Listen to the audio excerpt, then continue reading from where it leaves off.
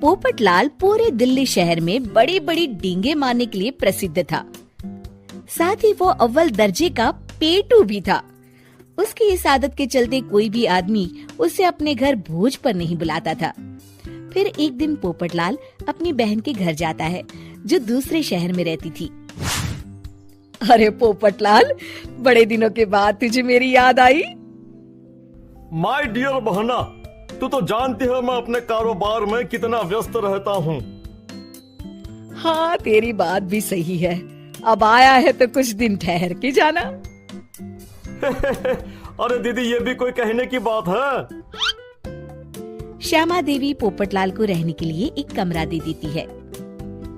अगली सुबह पोपटलाल जोर जोर से गरारे करना शुरू कर देता है। नकुल की पत्नी नींद से जाग जाती है और घबराकर अपने पति नकुल को जगाती है। अरे उठिए, लगता है हमारे घर में कोई जानवर घुस आया है। कैसी अजीब अजीब आवाजें निकाल रहा है, मुझे तो बड़ा डर लग रहा है। अरे कोई जानवर नहीं है भाग्यवान, पोपटलाल मामा जी हैं, अपना गला साफ कर रहे हैं। इतनी सुबह सुबह? अभी तो सिर्फ 4 बजे हैं। मामा जी इसी तरह से जल्दी उठ जाते हैं। अच्छा, ठीक है। नकुल की पत्नी जैसे ही सोने लगती है और जल्दी नाश्ता भी करते हैं। क्या मतलब? मुझे अभी उठ के उनके लिए चाय नाश्ता बनाना पड़ेगा? हाँ। अरे मर गई रे, अब मेरा क्या होगा?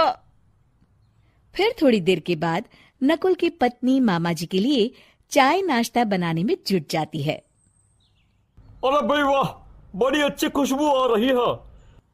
बहू, जो भी बना रही हो फटाफट ले आओ, जोरों की भूख लगी है। हाँ मामा जी, अभी लाती हूँ। देखते ही देखते पोपटलाल सारा नाश्ता चट कर जाता है। बहू, कल से पराठे में देसी घी ज्यादा डालना, आज कुछ मजा नहीं आया। हे भगवान, इसका नाम तो पेटू लाल होना चाहिए था।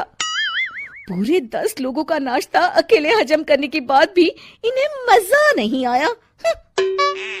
इस तरह रोज पोपटलाल सुबह सुबह घर के सभी लोगों को नींद से बेवक्त जगा देता था और हमेशा खाने की उल्टी सीधी फरमाइश करते रहता था।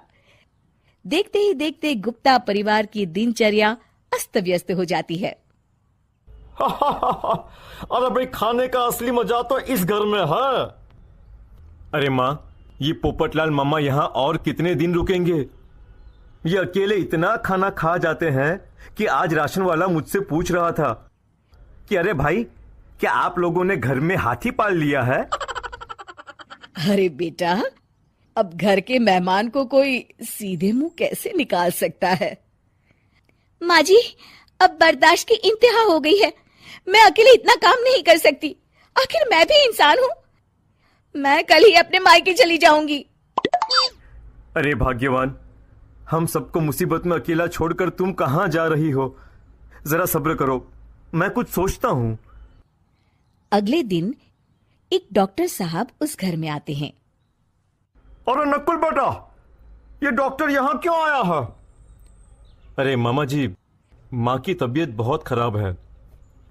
तबीयत तो खराब होगी ही, तुम लोग उल्टा सीधा खाना जो खाते रहते हो। देखो नकुल, मैं तुम्हारा फैमिली डॉक्टर हूं, इसलिए आज से मैं जो कहूंगा तुम सबको वही खाना रोज खाना पड़ेगा।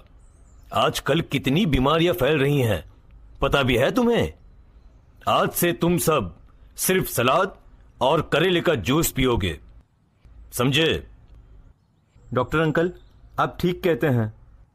पोपटलाल घबरा के, अरे क्या खाक ठीक है भांजे? ये डॉक्टर सीधे सीधे हमें घास फूस खाने के लिए कह रहा है। अरे मैं कहता हूँ भगा इस डॉक्टर के बच्चे को यहाँ से। अरे मामा जी, डॉक्टर साहब ठीक ही तो कह रहे हैं। इसी बहाने आपका इतना बड़ा पेट जो बाहर निकला हुआ है वो अंदर हो जाएगा। इस तरह गुप्ता परिवार रोज खाने में सिर्फ सलाद खाना शुरू कर देता है। बेचारे पोपटलाल का बुरा हाल हो जाता है। ये लीजिए मामा जी, ताजा ताजा करेले का जूस। अरे नहीं नहीं बहू, मैं मरने से पहले मरना नहीं चाहता। मुझे तुम लोग माफ करो। यह भेड़ बकरी वाली जिंदगी तुम लोगों को मुबारक हो। मैं तो चला यहां से। पोपटलाल अगले दिन ही घर छोड़कर चला जाता है। क्यों बेटा नकुल, मेरी अदाकारी कैसी थी? मजा आ गया डॉक्टर। आपने तो बॉलीवुड के कलाकारों को भी मात कर दिया। आपको तो ऑस्कर मिलना चाहिए। बेटा ये थोड़ा ज्यादा हो गया।